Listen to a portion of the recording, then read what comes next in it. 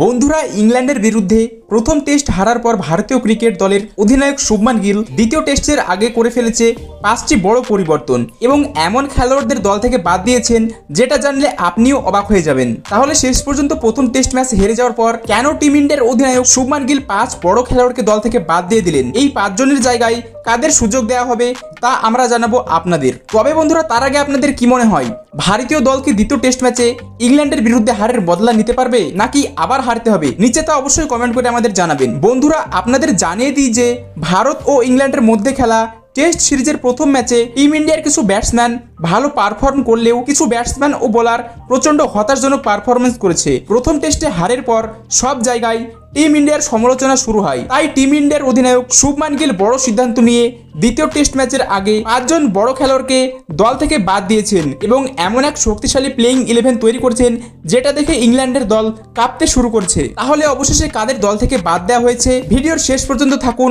আমরা আপনাকে পুরো তথ্য দেব। বন্ধুরা, এই দলে যাকে প্রথম বাদ দেওয়া হয়েছে তিনি হলেন করুণ নায়ার। করুণ নায়ার প্রথম টেস্ট ম্যাচে কিছু বিশেষ পারফর্ম করতে পারেননি, তাই তার জায়গায় নতুন মুখ বৈভব সূর্যবংশীকে দলে অন্তর্ভুক্ত করা হয়েছে। এই যুব ব্যাটসম্যান এই সিরিজের টেস্টে অভিষেক করতে পারেন। বৈভব ঘরোয়া ক্রিকেট ও আন্ডার 90 স্তরে অসাধারণ পারফর্ম করেছেন। তার টেকনিক ও টেম্পারামেন্ট দেখে কোচিং স্টাফ খুবই মুগ্ধ। গিল তাকে সুযোগ দিয়ে স্পষ্ট করে দিয়েছেন যে তিনি যুব প্রতিভাকে উৎসাহ দিতে চান। বৈভবের কাছে থেকে মিডল অর্ডারে রান করার আশা থাকবে এবং দেখতে হবে যে ইংল্যান্ডের কঠিন কন্ডিশনে তিনি কেমন পারফর্ম করেন। অন্যদিকে দল থেকে দ্বিতীয় যাকে বাদ দেওয়া হয়েছে তিনি হলেন সাই সুদর্শন। সুদর্শন প্রথম ইনিংসে খাতা খুলতেও পারেননি এবং দ্বিতীয় ইনিংসেও তেমন কিছু করতে পারেননি, তাই তাকে বাদ দেওয়া হয়েছে এবং তার জায়গায় সুযোগ পেয়েছে সরফরাজ খান। সরফরাজ ঘরোয়া ক্রিকেটে রানের পাহাড় গড়েছেন। তার ধারাবাহিকতা ও টেকনিক দেখে ফ্যানেরা বহুদিন ধরে তাকে টেস্ট দলে দেখতে চাইছিলেন। এখন গিল তাকে সুযোগ দিয়ে তার প্রতিভার উপর ভরসা রেখেছেন। সরফরাজ খান মিডল অর্ডারে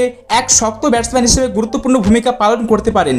এটি তার প্রথম টেস্ট সিরিজ হতে পারে এবং তিনি এটি কাজে লাগানোর জন্য উদগ্রীব থাকবেন। টিম ইন্ডিয়ার তৃতীয় বড় পরিবর্তনটি হয় শার্দুল ঠাকুরকে বাদ দিয়ে। শার্দুল ঠাকুর যদিও একজন অলরাউন্ডার, কিন্তু প্রথম টেস্টে ইংল্যান্ডের বিরুদ্ধে না ব্যাটিংয়ে কিছু করতে পেরেছেন না বোলিংয়ে, তাই তাকে বাদ দিয়ে চায়নাম্যান কুলদীপ যাদবকে দলে নেওয়া হয়েছে। কুলদীপের ভ্যারিয়েশন এবং গুগলি ইংল্যান্ডের ব্যাটসম্যানদের জন্য বড় বিপদ হয়ে উঠতে পারে। তার বোলিংয়ে ফ্লাইট ও টার্ন আছে যা টেস্ট ক্রিকেটে উইকেট নেওয়ার জন্য গুরুত্বপূর্ণ। কুলদীপের অভিজ্ঞতা এবং জাডেজার সঙ্গে তার জুটি ইংল্যান্ডের ব্যাটিংকে চাপে ফেলতে পারে। কুলদীপ যাদব আগের ইংল্যান্ডের সিরিজে ব্যাট দিয়েও দারুণ পারফর্ম করেছিলেন, তাই তার আগমনে ভারতীয় দল অনেক বেশি শক্তিশালী হবে। টিম ইন্ডিয়ার প্লেইং 11-এ চতুর্থ বড় পরিবর্তন হলো প্রসিদ্ধ কৃষ্ণকে দল থেকে বাদ দেওয়া। প্রসিদ্ধ কৃষ্ণ প্রথম টেস্টে উইকেট পেলেও তিনি টি20-র মতো রান দিয়ে ফেলেছিলেন, তাই তাকে বাদ দিয়ে গতিশীল বোলিং অলরাউন্ডার নীতিশকে ইংল্যান্ডের বিরুদ্ধে দ্বিতীয় ম্যাচে সুযোগ দেওয়া হয়েছে। নীতিশ সম্প্রতি অস্ট্রেলিয়া সফরে অসাধারণ পারফর্ম করেছিলেন, যেখানে তার বোলিং এবং ব্যাটিং দুটোই সকলের নজর কেড়েছিল। এখন ইংল্যান্ডের কঠিন পিচে তার কাছ থেকে ভালো পারফরমেন্সের আশা করা হচ্ছে। নীতিশের গতি এবং সুইং ইংল্যান্ডে কার্যকরী হতে পারে এবং তার ব্যাটিং লোয়ার অর্ডারকে মজবুত করবে। এটা তার প্রথম ইংল্যান্ড সফর, তাই চাপ তো থাকবেই, তবে তার প্রতিভা দেখে মনে হয় তিনি এই চ্যালেঞ্জের জন্য প্রস্তুত। এছাড়াও বন্ধুরা, আপনাদের জানিয়ে দিই যে পেস বোলার মোহাম্মদ সিরাজও প্রথম টেস্টে খুব খারাপ পারফর্ম করেছিলেন, যার ফলে টিম ইন্ডিয়াকে প্রথম ম্যাচ হারতে হয়েছে।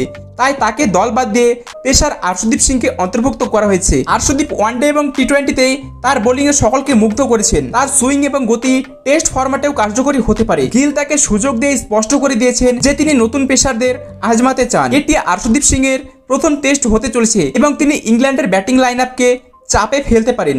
তাহলে বন্ধুরা, এই ছিল ইংল্যান্ডের বিরুদ্ধে দ্বিতীয় টেস্ট ম্যাচের জন্য টিম ইন্ডিয়ার প্লেইং 11। তবে এখন আপনাদের কি মনে হয়, শুভমান গিলের বানানো এই ভারতীয় দল কি সঠিক নাকি এতে আবারও পরিবর্তন হওয়া উচিত ছিল? আপনার মতামত নিচে অবশ্যই কমেন্ট করে জানাবেন। তো বন্ধুরা, এই ছিল আজকের ভিডিও। আশা করি ভিডিওটি ভালো লেগেছে। যদি ভিডিওটি ভালো লেগে থাকে তাহলে ভিডিওতে একটি লাইক করে চ্যানেলটি সাবস্ক্রাইব করে দিবেন।